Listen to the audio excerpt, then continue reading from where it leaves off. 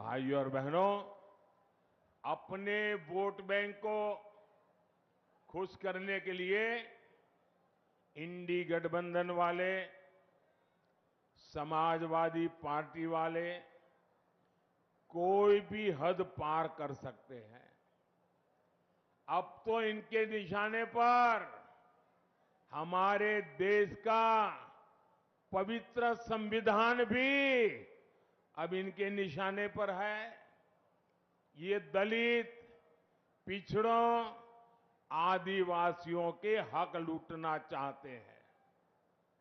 हमारा संविधान साफ साफ कहता है कि धर्म के आधार पर आरक्षण हो ही नहीं सकता। इनके इरादे कितने खतरनाक हैं, इससे जुड़ा एक नया खुलासा मैं आज कर रहा हूं।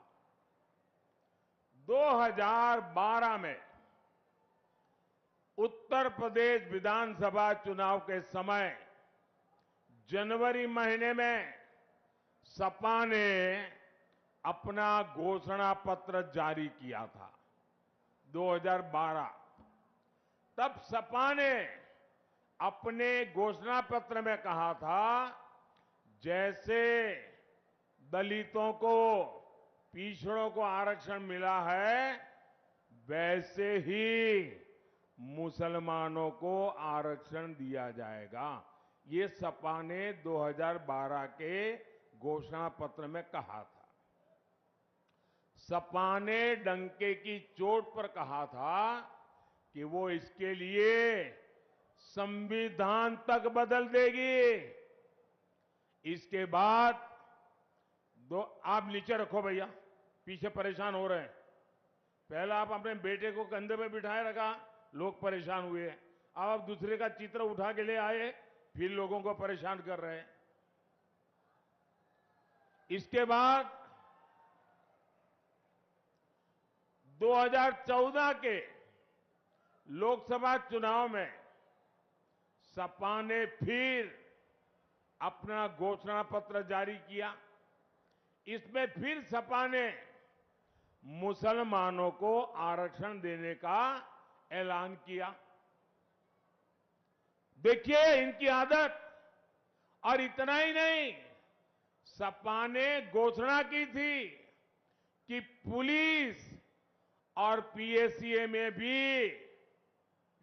भी 15% आरक्षण मुसलमानों को दिया जाएगा।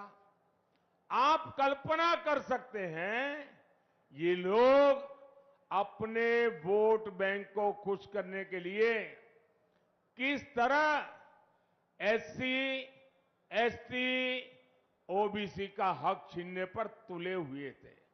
भाइयों बहनों, मैं भी आप में से कईयों की तरह अति पिछड़े समाज से निकल करके यहां पहुंचा हूं। मुझे उनकी पीड़ा मालूम है।